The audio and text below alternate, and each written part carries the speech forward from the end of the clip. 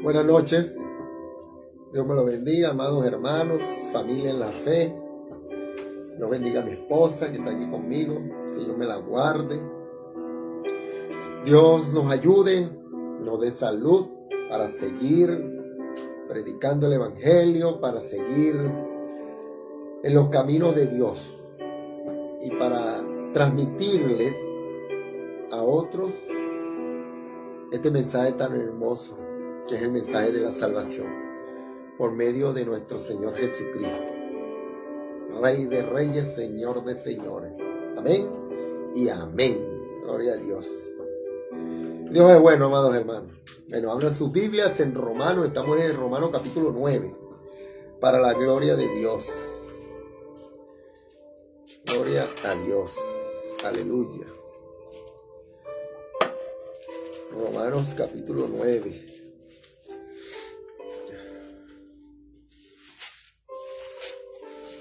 Estamos en victoria, mis amados hermanos. Damos gloria a Dios.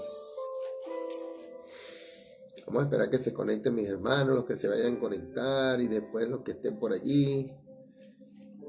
Señor bendiga a la familia en la fe, nuestra hermosa familia. Dios bendiga a Tracy, que Dios la guarde, la cuide. Que Dios bendiga a Ofir, que el Señor la sane también, a mis hermanas.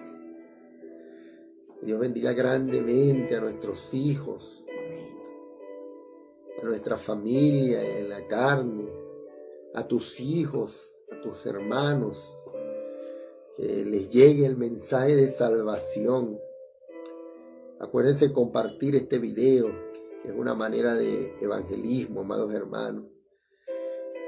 Dios es bueno y su palabra nunca vuelve vacía. Él siempre nos da. Él siempre nos da lo que necesitamos. Lo que necesitamos para seguir adelante, para hacer cosas increíbles en nuestras vidas. Aleluya. Capítulo 9 de Romanos, amados hermanos. Vamos a estudiar hoy del versículo 4 al 16. Para la gloria de Dios.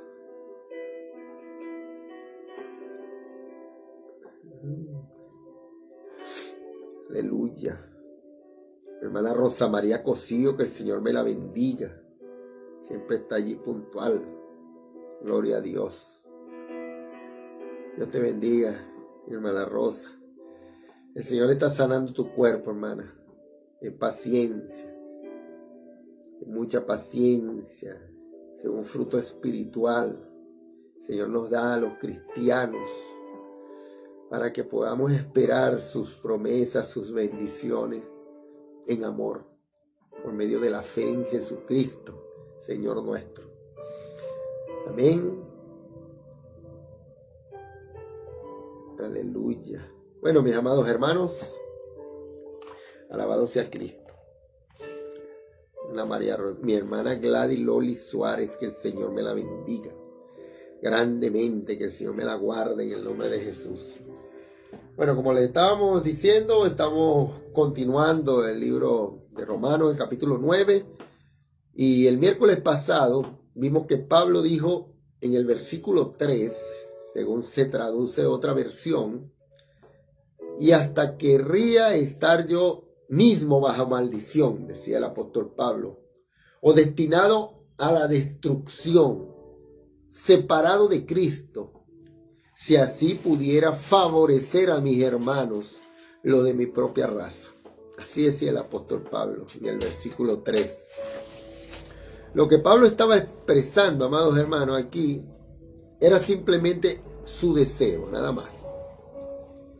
Él acababa de decirnos en el capítulo 8 que nada nos podía separar del amor de Dios que era en Cristo Jesús. Aleluya. Y aquí dijo, deseara yo mismo ser anatema, separado de Cristo. Aleluya. Lo cual no podía ser en ninguna manera, amados hermanos, por lo que dijo anteriormente en el versículo 38 del capítulo 8. Así que fue solo una manera de expresar un deseo del apóstol Pablo. Por otra parte, parece como si Pablo hubiera querido expresar lo que hubiera sido capaz de hacer. Si hubiera dependido de él para que su pueblo se salvase, aunque supiera que por la soberanía de Dios estaba planeando la situación personal imposible de ser separado de Cristo. Aleluya.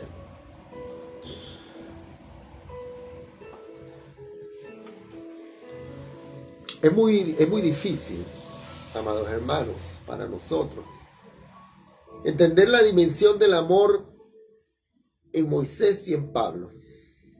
Moisés expresó el mismo sentimiento en Éxodo, en el capítulo 32, versículos 31 y 32, cuando dijo: puesto que este pueblo ha cometido un gran pecado al hacerse dioses de oro, te ruego que perdones ahora su pecado, y si no, bórrame del libro que has escrito.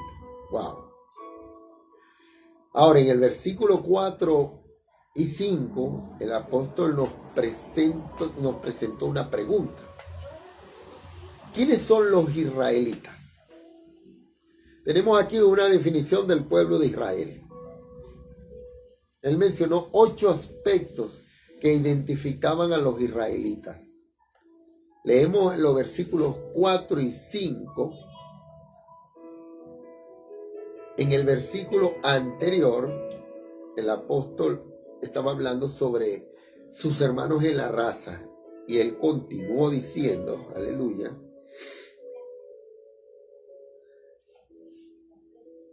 que son israelitas, de los cuales son la adopción, la gloria, el pacto, la promulgación de la ley, el culto y las promesas, de quienes son los patriarcas, y los cuales según la carne vino Cristo, el cual es Dios sobre todas las cosas, bendito por los siglos. Amén. Gloria a Dios. Aquí, amados hermanos, tenemos el privilegio número 1, que es el de la adopción. Aleluya. Esta era una cuestión nacional y tenía que ver, amados hermanos, con la entidad nacional y no con los israelitas a nivel individual. La única nación a la que Dios llamó mi hijo fue Israel. En el libro de Éxodo, en el capítulo 4, verso 22, podemos leer: entonces dirás al faraón, el Señor ha dicho así: Israel es mi hijo, mi primogénito. Y luego en Deuteronomio, aleluya, en el capítulo 22, leemos: entonces dirás al faraón, el Señor ha dicho así: Israel es mi hijo, mi primogénito. Aleluya. En Deuteronomio capítulo 7, versículo 6, dice: porque tú eres pueblo santo para el Señor tu Dios. El Señor tu Dios te ha escogido para hacerle un pueblo especial, más que todos los pueblos que están sobre la tierra. Aleluya. Amado amigo, o Dios dijo lo que quería decir o no lo dijo. Y si no quiso decir eso, entonces no sé por qué usted cree. Por ejemplo, en las palabras que leemos en el Evangelio según San Juan, capítulo 3, versículo 16. Pero yo creo en Juan 3:16, como creo en Deuteronomio 7:6, en su totalidad, amados. Y también en Oseas, en el capítulo 11, versículo 1, en donde él dice: cuando Israel era muchacho, yo lo amé, y de Egipto llamé a mi hijo. Dios habló de la nación, y no simplemente de individuos. Y se refirió a la nación como si fuera su hijo. Dios nunca dijo eso, amados hermanos, de ninguna otra nación. Lo dijo de Israel. La adopción les pertenece a ellos. El segundo aspecto es la gloria. Y este se refiere, amados, a la presencia física de Dios. Estaba con ellos y fue manifestada en el tabernáculo y más adelante en el templo. Se nos dice en Éxodo capítulo 40, versículo 5, para la gloria de Dios.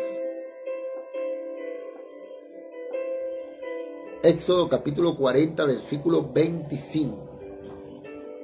Dice: Moisés no podía entrar en el tabernáculo de reunión porque la nube estaba sobre él y la gloria del Señor lo llenaba. Aleluya. Los israelitas fueron el único pueblo que ha tenido la presencia visible de Dios. Nosotros no tenemos en estos días la presencia visible de Dios. Debemos recordar eso. Ninguna otra nación tuvo ese privilegio. La nación de Israel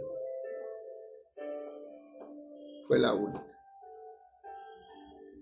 La iglesia no lo tiene. ¿Por qué? Porque nosotros tenemos al Espíritu que habita en cada uno de nosotros, en cada creyente, convirtiendo en una realidad al Cristo que vive, que está a la derecha de Dios. Dios, pues, les dio a ellos, es decir, amados hermanos, a la nación de Israel, la gloria. Y eso los identifica. En tercer lugar, vemos que también les dio el pacto. Dios hizo ciertos pactos con la nación de Israel, que tienen la intención de llevar a cabo. Dios cumple siempre lo que dice. Él dijo que haría que ellos fueran una bendición para todos los pueblos. Dios hizo un pacto con Abraham, con David y con la nación. Y este pacto no lo ha hecho con otros pueblos, fue con la nación de Israel. A David le dijo que el Mesías proveería de su descendencia. Así que, entonces a Israel le pertenecen los pactos. En cuarto lugar, tenemos aquí en este versículo 4 una referencia a la ley. La ley mosaica le fue dada a la nación de Israel. En el capítulo 19 de Éxodo, en el versículo 5, podemos leer, aleluya,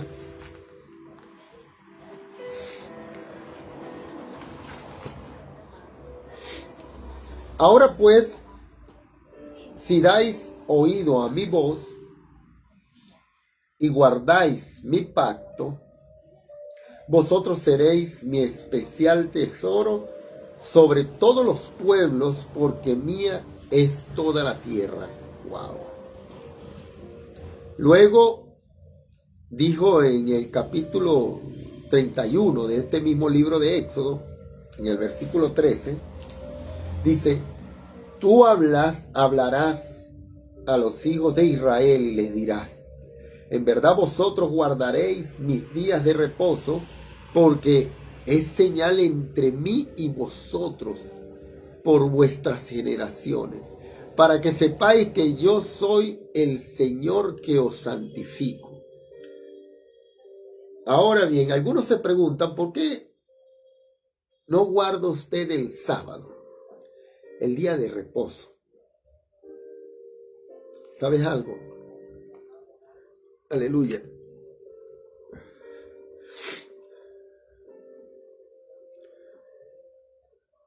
No lo guardo porque yo no soy miembro de la nación de Israel. Otros se preguntan, ¿es que Dios ha cambiado el día de reposo?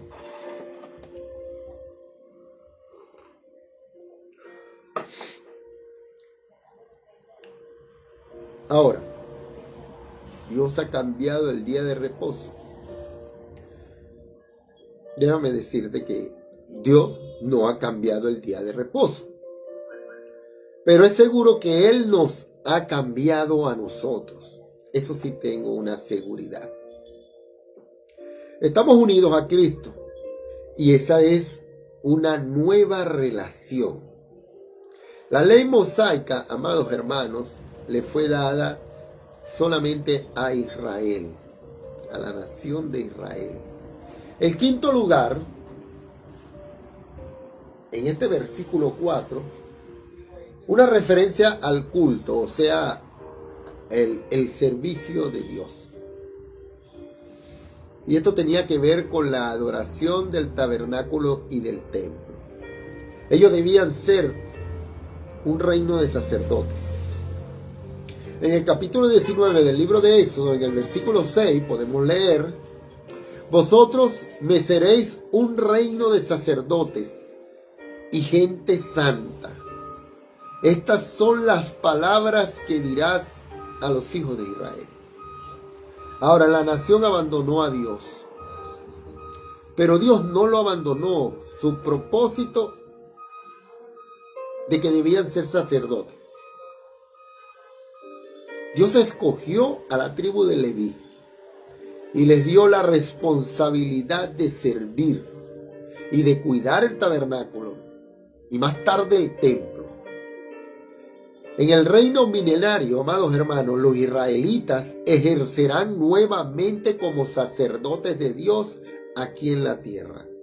Tenemos ahora la última palabra del versículo 4, que constituye el sexto aspecto que identifica a los israelitas, y es las promesas. El Antiguo Testamento contiene muchas promesas, amados hermanos, que fueron hechas a este pueblo. Por ejemplo, leemos en Génesis, capítulo 12, versículo 1 al 3. Génesis,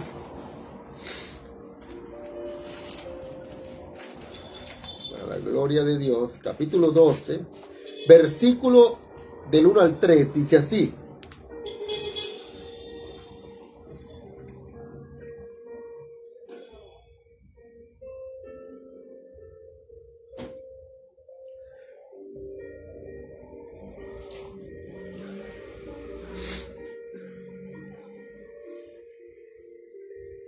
aleluya.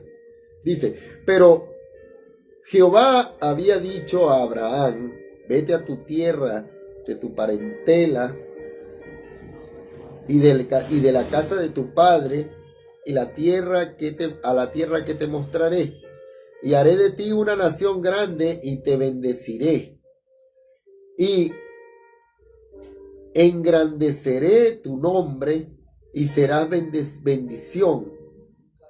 Bendeciré a los que te dijeren, y a los que te maldijeren maldeciré. Y serán benditas en ti todas las familias de la tierra. Aleluya, gloria a Dios. Ahora, también, amados hermanos, vemos que Dios le dijo a Josué, en el capítulo 1 del libro de Josué, en el versículo 2, él dice: mi siervo Moisés ha muerto. Ahora pues levántate y pasa este Jordán, tú y todo este pueblo, a la tierra que yo les doy a los hijos de Israel. Como usted ve, estimado oyente, amado hermano, los hijos de Israel deberían ser la tierra. deberían ser los poseedores de la tierra, o debían poseer la tierra. Pasando ahora al versículo 5, continuamos con esta lista de características que identifican al pueblo de Israel. Y tenemos primeramente allí la palabra patriarcas, que constituye el séptimo aspecto que identifica a este pueblo. Y que obviamente se refiere a Abraham, a Isaac y a Jacob. Y en octavo y último lugar tenemos la palabra Cristo, que es la palabra griega que significa Mesías. Cristo vino físicamente a esta tierra. Era judío. La mujer samaritana junto al pozo le llamó judío en el capítulo 4 del Evangelio según San Juan, en el versículo 9. Pero el apóstol Pablo tuvo cuidado en decir que nosotros los creyentes en Cristo no le conocemos desde un punto de vista físico, como dijo en su segunda carta a los Corintios capítulo 5 versículo 16. El apóstol Pablo identificó a Jesús como Dios, y para Pablo Cristo fue el Dios hombre. El evangelista Juan, en el capítulo 1, en su evangelio, amados hermanos, versículo 14, dijo: y el verbo se hizo carne y habitó como del unigénito del Padre. Cristo vino como un niño, como un ser humano a la nación de Israel. La mujer junto al pozo lo identificó como miembro de esa nación. Quizás Cristo, el Mesías, debe ser separado de las otras 7 señales distintivas, amado hermano, que hemos considerado en este pasaje, porque es más importante que todas las demás. Porque, como dice en Hebreo, en el capítulo 2, versículo 16, ciertamente no socorrió a los ángeles, sino que socorrió a la descendencia de Abraham. La nación de Israel, amados hermanos, de otros tiempos ya ha sido definida. Ahora vamos a considerar a esta nación, tanto en los días de Pablo como en nuestros tiempos, como Israel identificada. Continuemos con el capítulo 9, versículo 6 del libro de Romanos. Aleluya. Que dice así: no que la palabra de Dios haya fallado, porque no todos los que descienden de Israel son israelitas. Wow. Ahora, esta es una expresión extraña, porque no todos los que descienden de Israel son israelitas. En otras palabras, no todos los descendientes de Israel son verdaderos pueblo de Israel. Los judíos, amados hermanos, en los tiempos de Pablo hicieron la pregunta: ¿por qué todos los judíos no habían aceptado sinceramente a Cristo, siendo que la de ellos era una nación elegida? ¿No construyó eso un fracaso por parte de Dios? Y el apóstol Pablo trató parcialmente este tema en el principio del capítulo 3 de la epístola a los Romanos. Entonces el apóstol Pablo haría una distinción entre la descendencia natural de Jacob y la descendencia espiritual.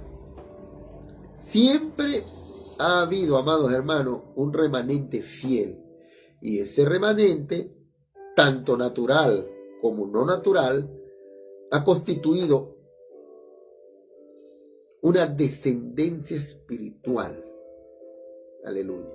Esta es una distinción que creemos es solo aplicable a la nación de Israel, y el apóstol Pablo no incluyó aquí a los no judíos en ninguna manera. El fracaso no había sido de Dios, sino del pueblo. Las promesas de Dios eran incondicionales, amados hermanos. Y leemos en el versículo 7, ni por ser descendientes de Adán son todos hijos, sino en Isaac te será llamada descendencia. Este versículo, amados hermanos, fue un golpe devastador al argumento de quienes trataban en esos tiempos de oponerse al apóstol Pablo. Si la descendencia fuera considerada únicamente en base al nacimiento natural, entonces los ismaelitas, los madianitas y los edomitas, amados hermanos, tendrían que ser incluidos. Un pueblo árabe bien puede haber elegido o alegado en ese entonces diciendo: yo soy hijo de Abraham. Y por supuesto que no se le podría argumentar, amados hermanos, nada en contra de esa afirmación, pues era un hijo de Abraham, tal como todos los demás son de la descendencia física de Abraham. Ahora, ser descendiente natural de Abraham no constituía de por sí ninguna seguridad de que no era según la promesa.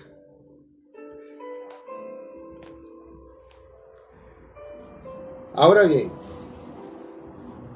usted puede recordar que el Evangelio según San Juan, en el capítulo 9, del versículo 39 al 44, los judíos en esa ocasión le dijeron al Señor Jesús: nuestro padre es Abraham.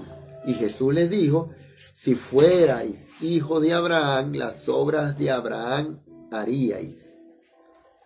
Luego el Señor continuó hablándoles y les dijo: vosotros sois de vuestro padre el diablo, y los deseos de vuestro padre queréis hacer. Dios te bendiga, hijo. Él ha sido homicida desde el principio y no ha permanecido en la verdad, porque no hay verdad en él. Cuando habla mentira, de suyo habla, pues es mentiroso y padre de mentira. Wow, es tremendo, ¿no? Ahora pasemos al versículo 8, que dice así: esto es, no los que son hijos según la carne son hijos de Dios, sino que los que son hijos según la promesa son contados como descendientes. Aleluya.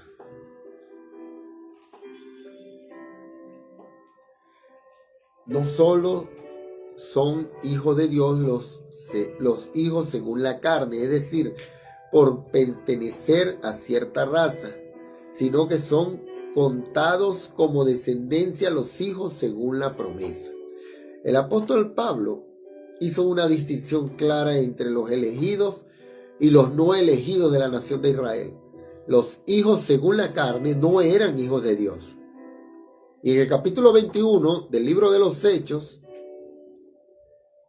en el versículo 20, el doctor Lucas dice así: cuando ellos oyeron, glorificaron a Dios y le dijeron: ya ves, hermano, cuántos millares de judíos hay que han creído, y todos son celosos por la ley. Vemos aquí que habían en Israel, amados hermanos, miles de judíos que se convirtieron a Cristo después de su muerte y resurrección. Eran los elegidos, y Pablo siempre los llamó Israel. Se dice más sobre este tema en el libro de Apocalipsis. El Señor dijo lo siguiente cuando habló a la iglesia en el capítulo 2 de Apocalipsis, versículo 9, que dice: dicen ser judíos y no lo son, sino que son sinagoga de Satanás. El Señor Jesús lo reprenda en este momento de nuestra vida. Volviendo ahora al capítulo 9 de Romanos, en el versículo 9, el apóstol escribió: porque la palabra de la promesa es esta: por este tiempo vendré y Sara tendrá un hijo. Los hijos, amados hermanos, según la promesa, son aquellos que creyeron algo. Isaac no creyó antes de nacer. Isaac era la descendencia prometida. Dios prometió y Dios cumplió su palabra. Ahora en el versículo 10 dice: y no solo esto, sino que también cuando Rebeca recibió de uno de Isaac, nuestro padre. Y no solo esto, sino también cuando Rebeca concibió de uno de Isaac, nuestro padre. Isaac y Rebeca también fueron presentados como una ilustración de este principio de la elección divina, amados hermanos. Y dice en el versículo 11: pues no habían aún nacido, ni habían hecho aún ni bien ni mal, para que los propósitos de Dios, conforme a la elección, permaneciese no por las obras, sino por el que llama. Aleluya. Aunque este versículo está en paréntesis, amados hermanos, su verdad es de suma importancia. Es posible que alguien ofrezca alguna explicación por qué Dios rechazó a Ismael, pero ello no es posible en el caso de los hijos de Isaac y Rebeca. Aquellos niños eran gemelos. Dios rechazó la línea del primogénito, de la primogenitura natural, y no escogió al hijo mayor, sino al menor. En aquellos entonces, amados hermanos, Jacob no había hecho ningún bien, ni tampoco Esaú había hecho algún mal. Dios no apoyó su elección en el nacimiento, ya que no hubo diferencia entre el nacimiento del uno y el del otro. Ni se apoyó en su carácter ni en sus obras. Ahora, el apóstol Pablo aclaró aquí que toda la elección divina se apoyó sobre el propósito de Dios conforme a la elección. Además de eso, calificó su declaración diciendo que no fue por algún mérito o buenas obras, sino fue únicamente según el deseo de Dios el que llama. Wow. Y Godet, él sugirió que el llamamiento en este versículo no fue para la salvación. Leemos en el versículo 12: se le dio el mayor servirá al menor. Se le dijo: el mayor servirá al menor. Esta es una cita del capítulo 25 del libro de Génesis, en el versículo 23, que le fue dado antes de que nacieran los niños, estos dos niños. Dice en Génesis capítulo 25 versículo 23: y el Señor le respondió: dos naciones hay en tu seno, dos pueblos divididos desde tus entrañas. Un pueblo será más fuerte que el otro, y el mayor servirá al menor. Y continúa el apóstol Pablo diciendo aquí en este capítulo 9, versículo 13: como está escrito, a Jacob amé, mas a Isaí aborrecí. Wow. Y este es otro texto citado de algún libro del Antiguo Testamento, ¿no? Del libro de Malaquías. el último libro del Antiguo Testamento. En el capítulo 1, versículos 1 y 2. Esta declaración no fue hecha sino hasta después de los dos muchachos. Estos dos chicos habían vivido muchos años y ya dos naciones habían nacido en ellas. Unos 2000 años más tarde, y mucha historia había transcurrido. Una vez un estudiante le dijo al doctor Griffin Thomas, un profesor de la Biblia, que él tenía dificultades con este pasaje porque no podía comprender por qué Dios aborreció a Esaú. Y el doctor Thomas le contestó que él también tenía dificultades con ese pasaje, pero que su dificultad surgía de otro hecho. Él no podía comprender por qué Dios amó a Jacob. Wow. Es fácil ver por qué Dios rechazó a Esaú, amado hermano, amigo mío, por su picardía. Era un tipo impío, lleno de soberbia, y él, tanto como su descendiente, quisieron vivir sin Dios y le volvieron sus espaldas. Creo que también, amado hermano, puedo comprender por qué Dios aborreció a Esaú, pero no puedo comprender por qué escogió a Jacob. La Biblia nos dice que Dios hizo su elección conforme a su soberana voluntad. Así nomás. Ahora pasemos al versículo 14, que dice: ¿qué pues diremos? ¿Que hay injusticia en Dios? En ninguna manera.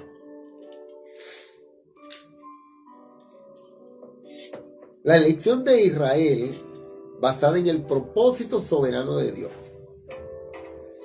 Claro que la respuesta a esta pregunta es un no enfático. De ninguna manera.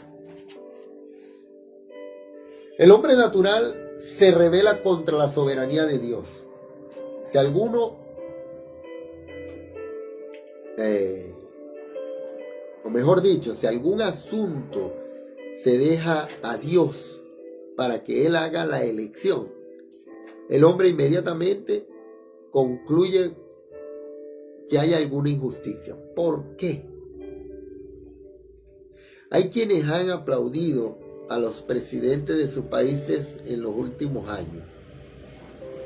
Al parecer, se han hecho algunas malas decisiones durante los años en el ejercicio de su cargo. Y en algunos casos, el resultado ha sido que miles de jóvenes han muerto en la guerra. Probablemente nunca nos enteremos completamente de todo lo que ha habido detrás de aquella decisión. Pero, ¿sabe usted quiénes llevaron con sus votos a esos hombres al poder? Pues los ciudadanos, amados hermanos. Y no parece que se trató del equivocado, ¿no?, juicio de parte de los electores. Sin embargo, no desconfiamos en las decisiones de los hombres. ¿Por qué entonces desconfiamos de las decisiones de Dios? Ahora, no podemos eludir el pensamiento que se presenta aquí en este momento, en esta lectura. Esta es la doctrina de la elección. Y no podemos evadir, amados hermanos, el tema de la elección sin visualizarlo, porque algunos se opongan pues a esta doctrina, a tal doctrina. Además, amados hermanos, humanamente hablando, no podemos reconciliar la elección soberana de Dios con el libre albedrío del ser humano. Ambos aspectos forman parte de la verdad. No podemos penetrar en los tratos misteriosos de Dios, pero sí podemos confiar en Él y que Él obrará con justicia. Aleluya. Debemos aceptar este versículo en su significado literal. Recordemos que este es su universo y Él es soberano. ¿Cómo sería posible que yo me presente ante su presencia para expresar mi desconfianza por lo que Él hace? Permítenos decirte algo, que eso continuaría una abierta rebelión contra Dios. Sería eso lo que estuviéramos haciendo. Una continua revelación contra nuestro amado Padre Eterno. Hoy yo me inclino ante mi Creador y mi Redentor, amados hermanos, sabiendo que cualquier elección que Él haga es la correcta. A propósito, si es que usted no le agrada lo que Dios hace, quizás debería apartarse de su universo para crear uno que fuera suyo, en el cual usted podría entonces dictar sus propias leyes, sus propias reglas, sus propias normas. Pero mientras usted vive en el universo de Dios, tendrá que comportarse según las reglas de Dios. El hombre en su pequeñez no puede sino inclinarse ante el Dios Todopoderoso para decir, como dijo Jesús en el Evangelio según San Juan capítulo 7 versículo 18, hablando de Dios el Padre, no hay en Él injusticia. Eso es lo único que tenemos que decir.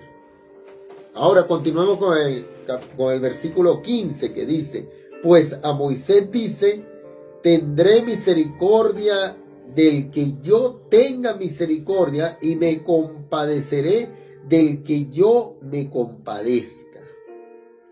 Esta es una cita del capítulo 33 del libro de Éxodo. En el versículo 19, Moisés había dicho que quería ver la gloria de Dios. Y se puede suponer que Dios accedió a su petición no por el hecho de que él fuera Moisés, un personaje verdaderamente importante, ¿no?, que ocupaba una posición elevada. Fue el líder del Éxodo y quien guiaría al pueblo por el desierto. Dios le dijo a Moisés que él le mostraría su gloria, pero le aclaró bien a Moisés que su acción no se basaría en manera alguna en algo que la persona de Moisés tuviera. No. Dios le mostró su gloria porque era Dios. Y a causa de su misericordia soberana. Por eso nada más le mostró su gloria a Moisés. No porque él fuera alguien más que alguien. Para la gloria de Dios. Ahora, ¿sabes tú por qué Dios me salvó? No fue porque yo sea quien soy, sino porque Él es Dios. Dios hizo la elección y yo me inclino delante de Él. Nada más así. Y en el versículo 16 dice, así que no depende del que quiere ni del que corre, sino de Dios que tiene misericordia. Wow. La misericordia de Dios, amado amigo, hermano mío, no se entiende como un reconocimiento de la voluntad humana, ni es una recompensa de alguna obra humana. El querer humano y el hacer humano no constituyen ninguna causa que motive las acciones de Dios. El ser humano cree que la decisión y el esfuerzo pueden ser la causa para que Dios lo mire favorablemente. Ahora, entienda bien esto. Esto no es una negación de la responsabilidad humana. Alguien ha dicho que el querer y el hacer pueden indicar la posesión de gracia, pero no constituye la causa que los origina. La única respuesta final es que Dios extiende su misericordia, amado hermano, y la extiende porque Él es Dios. ¿Sabes algo? ¿Quiénes somos nosotros para ponerlo en duda? Ama, porque Él te ama. Por tal motivo, hoy yo me inclino delante de Dios. Oremos, hermano. Señor Padre amado, te damos gracias, Dios, por este día tan hermoso, Señor. Gracias por tus bendiciones. Gracias, Señor, por siempre estar pendiente de nosotros, Padre. Gracias, Señor, por tu bondad, por tu misericordia. Gracias, Señor, porque, como dice tu palabra, Padre, dependemos, Señor, de ti. Y no depende del que quiere, ni del que corre, sino de Dios que tiene misericordia. Gracias, Señor, por tu misericordia, por tu amor. Señor, bendice, Padre eterno, a mi hermana Gladys, a mi hermano Richard Paco, Señor Dios, a mi hermana Rosa Pariona, a mi hermana Rosa María Cosío, Señor, en el nombre de Jesús. Bendice a todos mis hermanos, Señor, en el nombre del Padre, del Hijo y del Espíritu Santo. Bendice a mi esposa, Dios. Bendice a nuestro hijo Dampier, Dios Padre. Gracias por tu misericordia, gracias por tu amor, gracias por tus bondades. Gracias, Señor, porque tú nos llenas de alegría y gozo todos los días, Señor. Gracias, Señor, porque no hay experiencia más hermosa que la que vivimos contigo, Señor, a tu lado, de tu mano, Señor. Gracias, Padre, por tu bondad y por tu misericordia. Bendice, Señor, a tu iglesia. Bendice a cada uno de mis hermanos, Padre.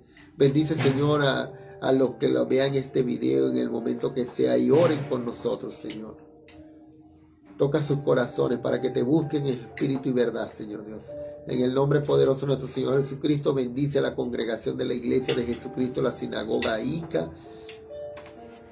Bendice, Señor Dios, a la Iglesia de Jesucristo, la sinagoga Perú, en Lima, Señor, en Magdalena. Bendice, Señor, a mi cuñada, la pastora Karina, Señor Dios, a mis sobrinos Israel y Yumico, Padre. Bendícelos grandemente. Bendice, Señor Dios, esta congregación tan hermosa, Señor. Bendice tu iglesia. Bendice a cada pastora, a cada ministro, Señor Dios, que está buscando, Señor, de tu presencia para llevar tu palabra, Señor, hasta los últimos de la tierra, Dios. Hasta los lugares, Señor, más inhóspitos, Señor. Que allá llegue tu palabra, Señor. Gracias, Señor, por darnos estos medios, Señor. Estos medios de comunicación para transmitir tu mensaje de salvación. Gracias, Dios, porque todo lo que has hecho hoy, Señor Dios, y todo lo que has hecho en todos estos días ha sido, Señor, porque a ti te agrada. Porque a ti te agradó, Señor. Gracias, Señor, por los tiempos que vamos a vivir.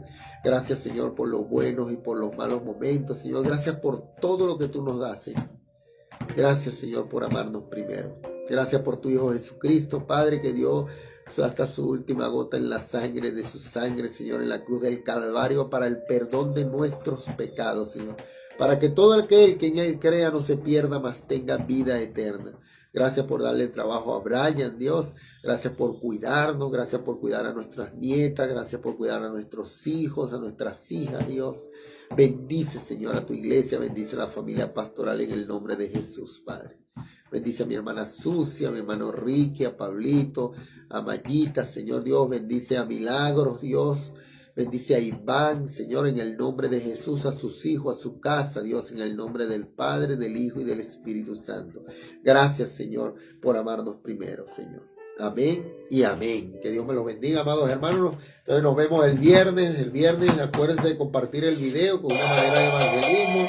Recuerden, amados hermanos, de dejarnos allí una manito para saber que está allí cuando veas el video, no importa. Déjanos tu comentario, lo que quieras saber. Si tienes preguntas, ahí están, porque estos son estudios. Acuérdense que son estudios que estamos pasando los miércoles. Son muy interesantes y nos hacen crecer. Compartan el video, animen a su familia, a sus hermanos, a sus hijos, a sus amigos de trabajo, a todos. Anímenlos a que conozcan la verdad en Cristo. Amén. Dios me lo bendiga, que el Señor me lo guarde. Nos vemos el viernes que tenemos servicio de oración. Chao.